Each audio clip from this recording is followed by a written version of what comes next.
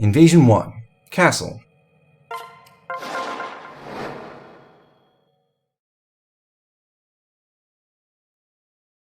There's absolutely no story here, but the conceit is that our home base in the astral plane has been invaded by spectral beings similar to the ones we saw in the Hoshidan capital in Chapter 5. They have breached our castle, and they're trying to seize it. The invaders are headed up by a generic mercenary. The one we're looking at is not the boss. The boss is the one in back, the one with the golden shield icon. He has better stats than the other mercenaries, and he's also using a new tier of weapon, silver. Silver weapons are more powerful than steel, but they don't reduce the wielder's ability to follow up, so this is a significant upgrade. The downside is that in addition to their static dodge penalty, silvers inflict a stacking debuff on the user after each round of combat. In the hands of the enemies, who don't normally survive more than 2 battles, that downside is mostly irrelevant. We are going to exploit it in this particular battle though. One of the new skills we're seeing is Armored Blow, which reduces the damage of physical counterattacks when the user initiates a battle. It's a skill that is generally stronger for the AI than for the player, since players typically have other ways to avoid or mitigate counterattacks. Our reward for this mission is a goddess icon. Like the talisman we got from Kilma, we can sell this if we have to. However, we'd like to give it to Corrin to cover up his luck bane. This mercenary carries an armor slayer. With it, he can seriously wound or even kill Effie, who is otherwise nearly immune to all of these sword units. On the other side, one mercenary has a killing edge. Killer weapons have stats similar to regular iron weapons, but they have 25 extra points of crit, and they deal quadruple damage on critical hits instead of just triple. If you don't have a whole lot of defense, a crit from a killer weapon can easily be lethal. At the west entrance, we face a group of cavaliers. These guys have nothing special going on, and neither do the wyvern riders on the other side.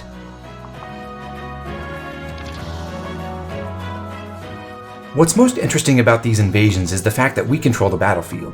We picked the Nestrian style for our castle specifically because its extensive moat produces a lot of useful choke points. There are only a handful of bridges, and some of those are just 1 tile wide. We can accentuate those choke points and create new ones with smart placement of our buildings. For example, we put our mine on the western edge of the map. Cavaliers cannot cross mountain terrain, so by doing that, we've shrunk their route northward to a single tile. We can plug that lane with someone like Silas or Odin.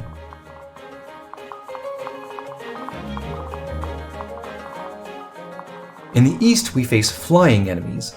Normally, you can't block flyers with terrain. However, certain buildings are completely impassable and indestructible. One such building is the smithy. By putting that right next to the eastern entrance, and then blocking both the northern and southern paths with our units, we can trap 2 of the enemy wyvern riders against the side of the map. We are able to deploy 1 unit at the entrance to each facility, so we've taken care to put our entrances at useful positions. Certain buildings provide bonuses in battle. For instance, the private quarters increase our damage by 3 points. That bonus lasts as long as the building stays standing, but the invaders can attack and destroy it if they wish. And that's an important mechanic here. The enemies are trying to reach our throne to seize it, but they always prioritize the destruction of the closest bonus building. In addition to the private quarters, we have 3 other buildings that improve our stats. One is the mess hall, which gives us a global 10-point hit modifier. Another is the records hall, which reduces all the damage we take by 3. And the fourth is the prison, which gives us 5 extra points of crit. We've tucked the mess hall and records hall up near our throne. Meanwhile, the private quarters and the prison are right out in the open. Their bonuses to damage output and crit rate are a lot more expendable than our hit and defense modifiers. At the western entrance, many of the enemy cavaliers can choose between attacking our units or attacking the private quarters.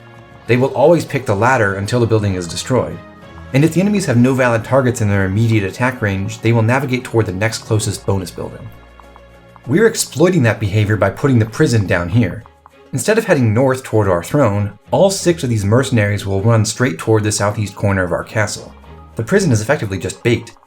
The buildings will all come back after this battle, even if they get destroyed. We won't have to spend more Dragonbane points to rebuild them. That said, we do get a small penalty for letting the invaders demolish our buildings. You can earn 3 Dragonbane points for a flawless victory, but that reward is reduced by a certain amount, I believe it's 1/5 of a point, for every building you lose. For the sake of a consistent and easy victory that will earn us a ton of experience, that penalty is worth taking. Lilith is able to assist us by attacking enemies who approach her temple. We don't actually want her help, though, so she's tucked up here by the throne.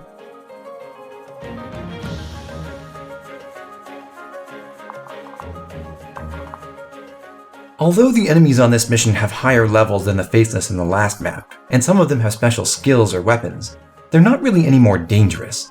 The 3-point damage reduction from the Records Hall greatly reduces their threat level. We've enhanced that effect even more by giving several characters a 1-point defense bonus with a meal cooked in the mess hall. The level 1 mess hall allows us to make a meal using one of 5 ingredients: meat, berries, milk, wheat, or cabbage. Those increase strength, magic, speed, defense, and resistance, respectively. Before you upgrade the facility, the standard result from cooking is that half your army gets a 1-point bonus to the associated stat. However, certain characters are better cooks than others. For example, Mozu and Azura will usually cook higher quality meals that provide a 2-point bonus to the stat associated with your ingredient, and also give 1 more point to an additional stat chosen at random. If you can acquire a chef's hat, which unfortunately requires you to use the multiplayer features since you can only buy it at a level 3 accessory shop by spending resources that are exclusive to Hoshido, then you can control exactly which character gets assigned to cooking duty. For now, we've given our chef's hat to Mozu. There are better cooks than her, but it'll be a few more chapters before we get one.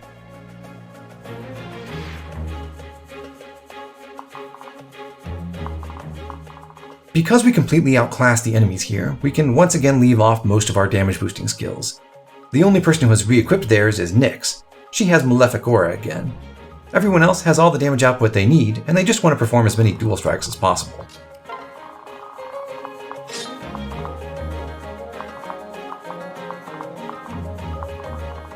Most of our team will be deployed on the right-hand side of the castle, where the majority of the enemies will be.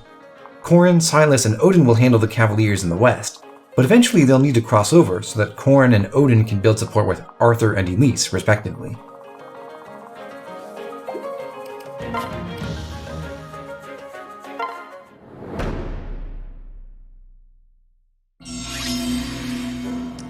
Odin is one of 2 male characters who can give Corrin the Dark Mage class by friendship, and that's one of our goals in this challenge. In our case, we're going to focus on building other friendships for Corrin during the next several maps, so it's Leo who will help us complete that goal in the end. Still, unlocking the Corrin Odin C support right now is useful just because it lets Odin take advantage of supportive. Because we removed Silas's elbow room and Odin's Malefic Aura, Silas does not kill with this attack, and that means he gets to perform an extra one on enemy phase.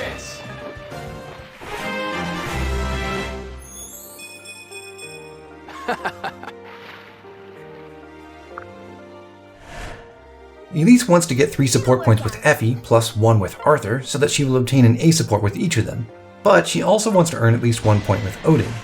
If we only needed to worry about Elise, that would be pretty doable, but we're trying to arrange support gains like that for nearly all of our characters in a map with only 12 enemies, so we have to get creative. In this instance, we're trying to engineer a situation where Effie and Elise will do several battles together immediately. That way, they won't have to team up very often on later turns.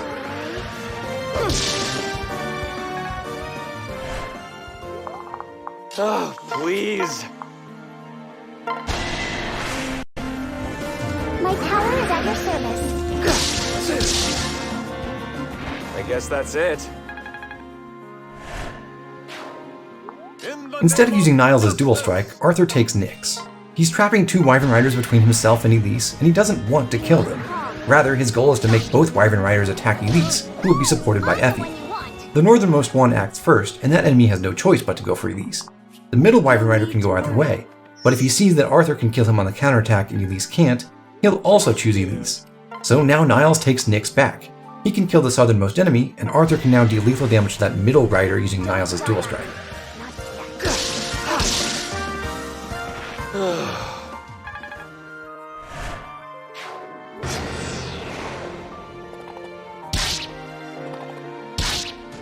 Because the private quarters have been destroyed, Elise doesn't deal as much damage, and that, together with the fact that we took off Strength plus 2, ensures that she does not kill the second Wyvern Rider.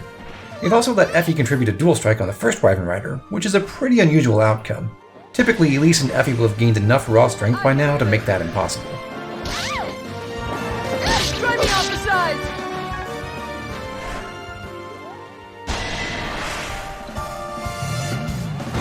I'm here to help.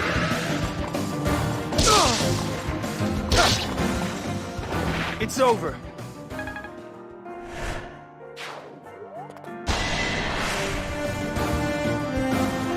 We've got this.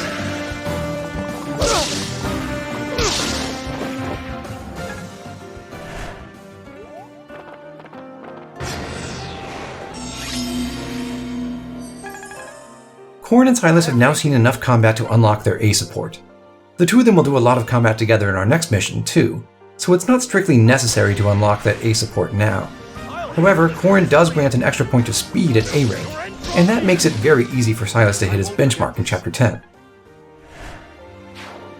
We stand together. For frontline duty, Odin equips Nosferatu. Strength is everything.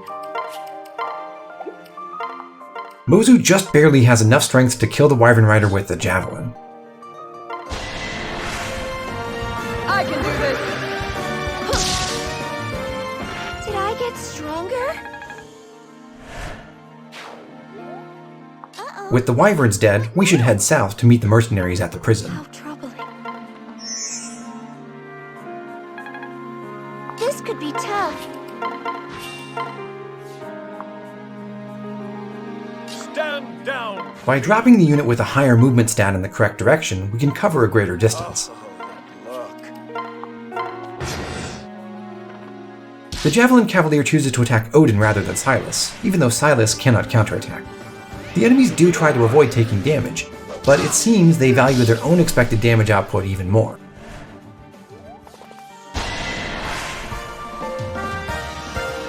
Let's go. Are you okay? Can I help?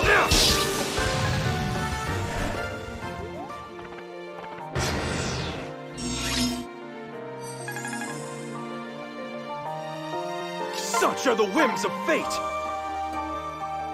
If Odin attacks the Javelin Cavalier now, he can kill both Cavaliers on enemy phase.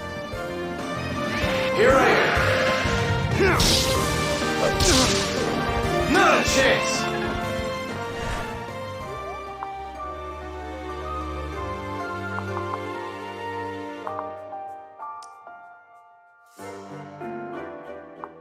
In a few turns, we're going to demolish our own armory. Elise starts that process now to save an action later. Here we go. Let me help you.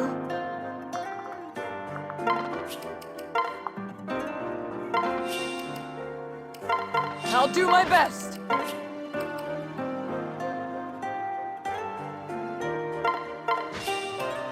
Let us join our strength.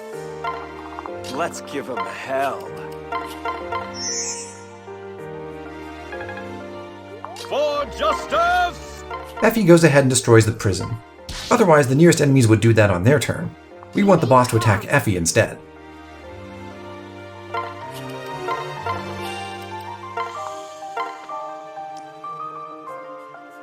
We can do this together.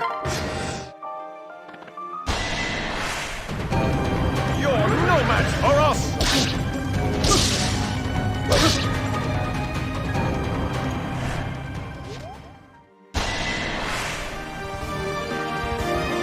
I'm with you. Can I help? Glory unyielding!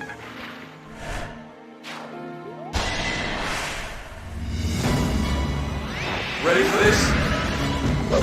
Are you okay? Ha ha!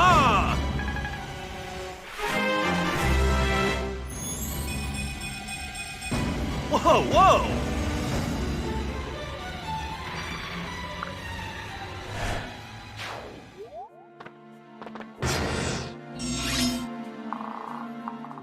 The Killing Edge mercenary ran past Effie because he couldn't damage her, but the Armor Slayer one just turned around and ran the other way. That's no accident. As I said earlier, when the enemies have no valid target in range, their top priority is to destroy the closest building that gives us a stat bonus. That closest building is now the Records Hall. For the pair of mercs that have a Killing Edge, the shortest path to that destination is up the eastern side of our castle. But if you count the tiles for the Armor Slayer pair, which was 4 spaces farther west, you discover that their shortest path was actually through the middle of the map.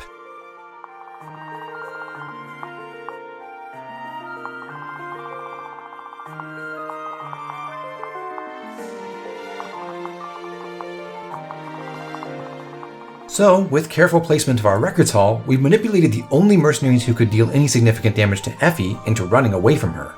They're now isolated, and we can deal with them separately. That's how Odin and Elise will eventually accomplish their support goals. The darkness whispers. Everything will be fine.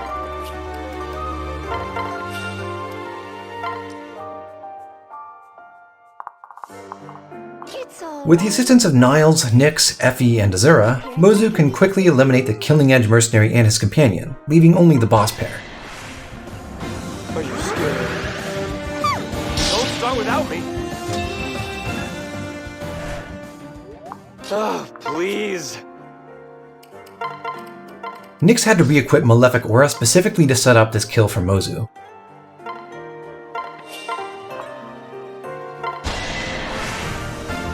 don't die on me.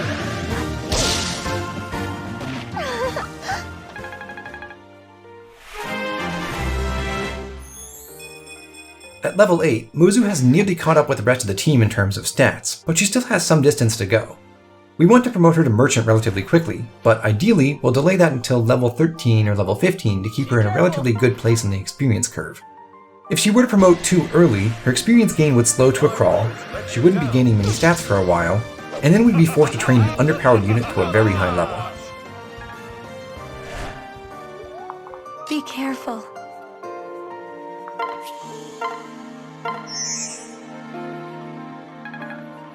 This could be tough.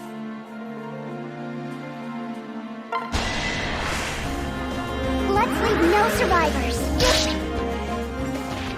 Wow, look at me. Azura is holding a Brass Naginata. That weapon gives her 1 extra point of defense directly, and it also gives her weapon triangle advantage against the mercenaries, eliminating the 2 points of attack power they get from their sword rank. With the benefit of the Records Hall on top of that, Azura is safe despite having pathetic HP and defense stats.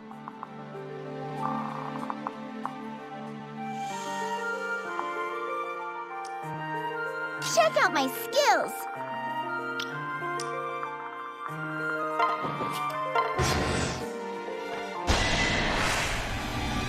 Can we do this? Ah! Too slow.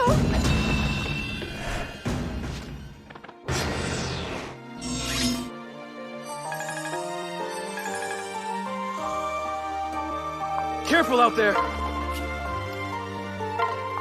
You'll be all right. Aw, yeah! Silas will be able to transfer Odin to Elise on our next turn.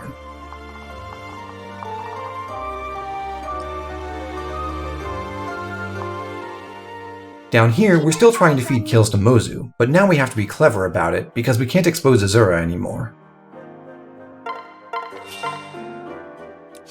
Niall starts by clearing the boss's guard gauge.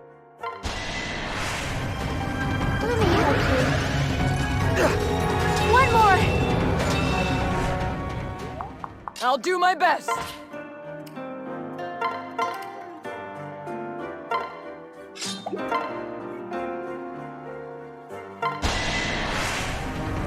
Evil shall not prevail!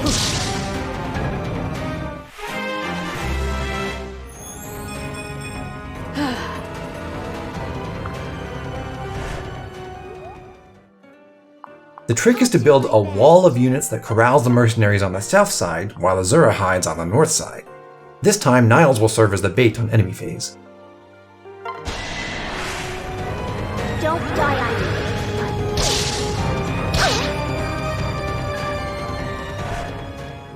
You have my support.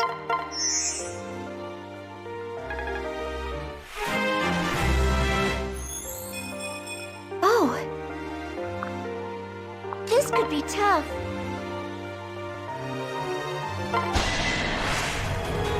I will help you. Yes!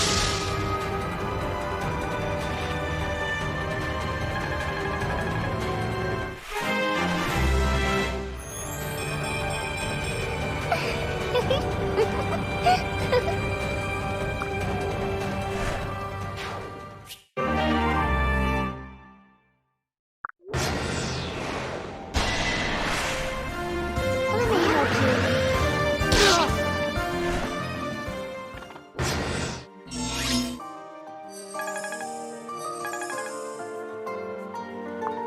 I'm with you.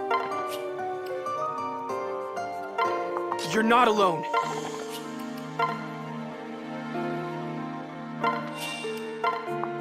my best. The enemies must choose whether to attack Odin or Silas, and once again they make that decision based on their damage output. Odin is the softer target.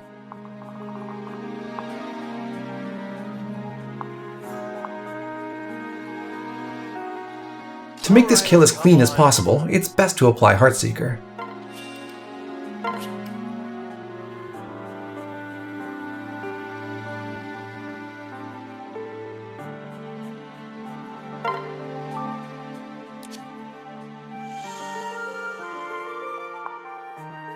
Arthur and Niles have some unfinished business. They need maximal support gain in this mission, but so far they've only earned 1 point out of 3. The two of them have to do a few more rounds of combat together.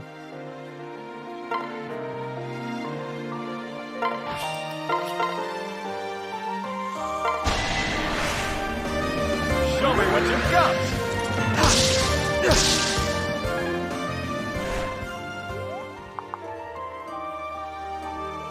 I won't let you die.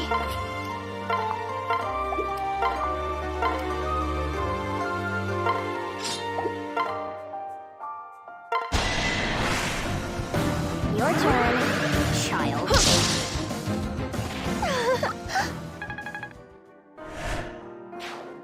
Azura sends Niles and Arthur northward, where they can join Elise and Odin to fight the last 2 mercenaries.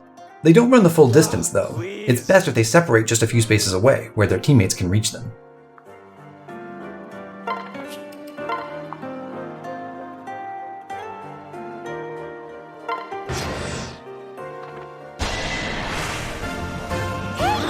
Don't forget about me! You seeing this?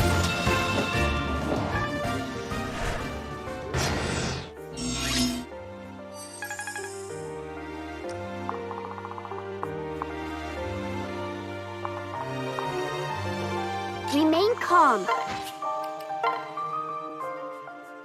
If Arthur and Niles run up separately, and Azura joins one of them, then they can recombine later and still reach their destination.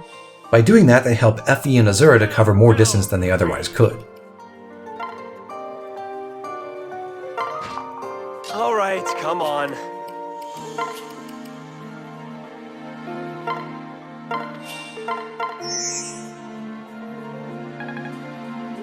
It's team-up time! We want to hold these mercenaries at this choke point, but we also want them to fight Arthur. Elise can make that happen by lunging. For justice! Never fear!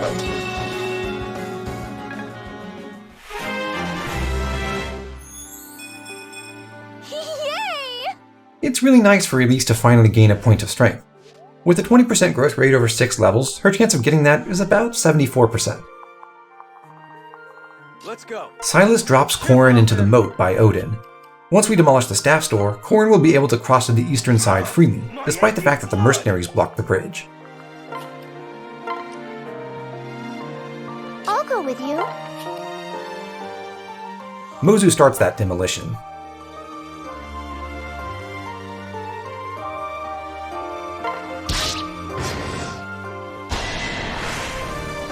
Are you scared? Take this!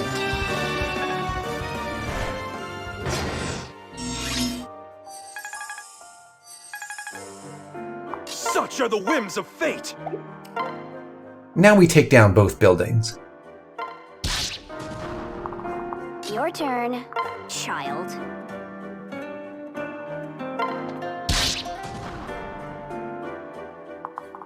I'll protect you. Corrin offers his support to Arthur.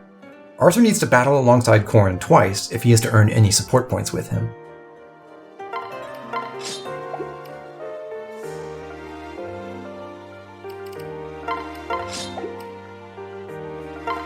Show me what you've got!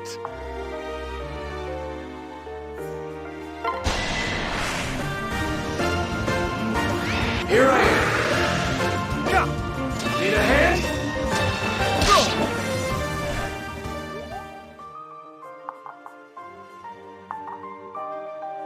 Oh, that look. It's team-up time! This one's on me!